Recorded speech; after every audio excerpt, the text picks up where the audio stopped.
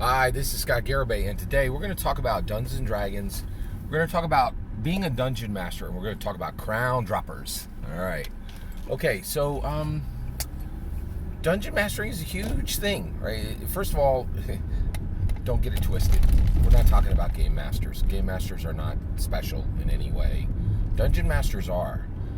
When you dungeon master, you are connected to Dungeons and Dragons, the number one tabletop role-playing game in the world, the greatest role-playing game in the world, the first role-playing game in the world.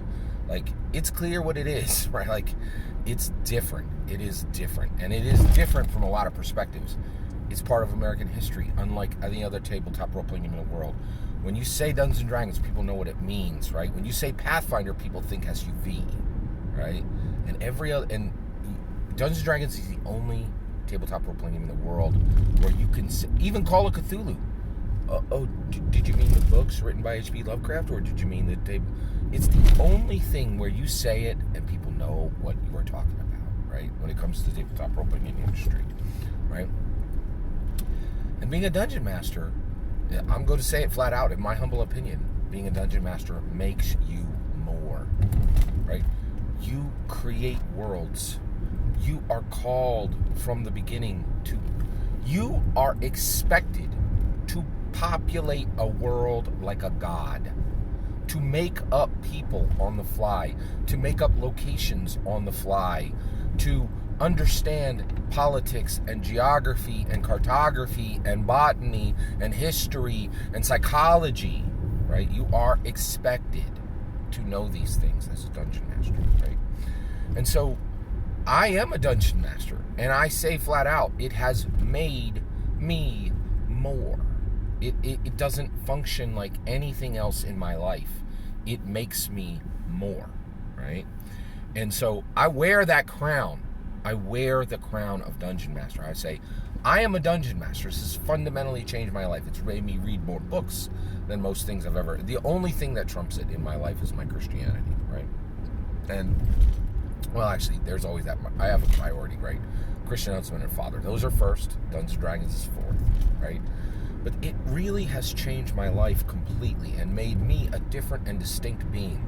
Scott Garibay without Dungeons and Dragons, I don't even know what he would look like. Right? I don't even know what the structure of his life would be. And frankly, I don't even want to, right? I know it would be lesser. I know it would be lesser. I know it would be lesser, right? And just a shadow, right? Like it would be wrong, right? So it's a crown. Dungeon Master is a crown. Game Master is not a crown. Game Master is a paper hat, right? Enjoy it if you like it, right? Nobody cares about it, right? Game Master means, Dungeon Master means something. Game Master means nothing, right? So I wear this crown. I wear it, right? And I know it radiates and glows, right? But some don't. They want to get rid of it, right? And I didn't understand this until I played Fortnite, right? Fortnite, when you win a victory royale, okay, you get a crown. It is a physical crown, like that goes on your head, your character's head, right? It floats 2 inches above your head and it radiates. It can be seen for a distance, right? And so you win one battle royale, right? 100 players, you win, you come out on top.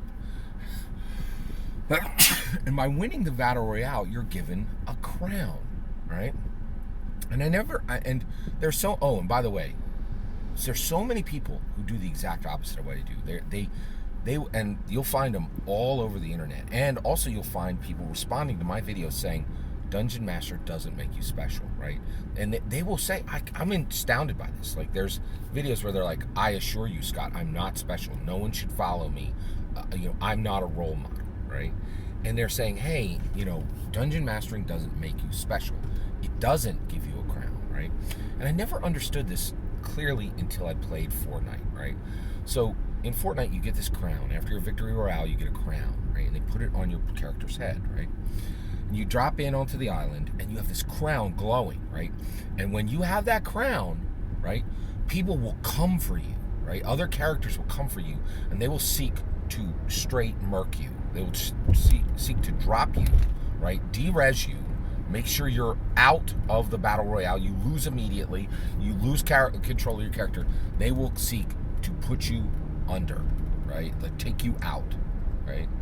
And the crown you're wearing attracts them. It glows, right? And it attracts these hunters, right? And they're like, oh, I see you won last game, right? I see you won last game. I'm going to take you out.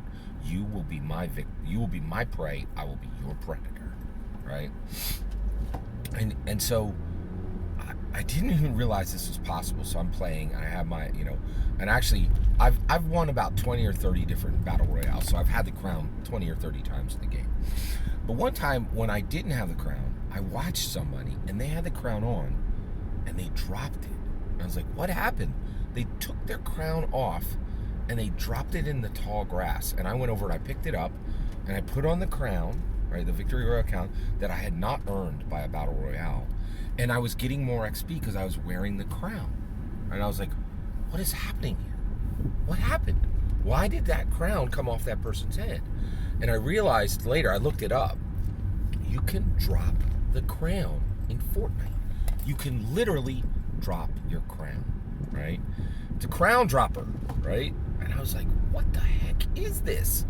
And it was unthinkable to me because Scott Garibay don't drop crowns, man. Like, I will tell you right now, you could drop a crown in Fortnite. I don't know what the button is because I've never done it and I will never do it, right? And I'll drop crowns in Fortnite and I don't drop crowns in IRL, right? I don't drop crowns. I'm not a crown dropper, right? But that's the point. Like, that's where I finally understood what was happening in Dungeons & Dragons and why some people insist that they are a dungeon master and they're just having fun with the people at their table and nothing they do matters and nothing's important about being a dungeon master, and it doesn't make them more, it doesn't make them special, it doesn't make them a role model, and that their insistence that they truly do suck, right, is 100% true. And it's also true that you could be a dungeon master and suck at the same time. It's amazing to me how many people like say this on the internet, and I was like, what is happening? Why don't people understand? Why are people not accepting the duty and responsibility of being a dungeon master and realize once you're a dungeon master, it means a lot of things in your IRL and it means a lot of things at the table, right? It means something, right? It is an important aspect of life, right? Like life at the table and life beyond the table, right? And the reason why is there are crown droppers. There are people who don't want to be hunted. They don't want the shine. They don't want to stand out, even when they've done something significant and glorious. And that's what being a dungeon master is. You've done something significant and glorious. You deserve the glory. Take it. Put the crown on your head and do not drop it. Don't be a crown dropper. That's my opinion. I'd love to hear yours. Let me know in the comments below. Please consider liking and subscribing, and have a wonderful millennium.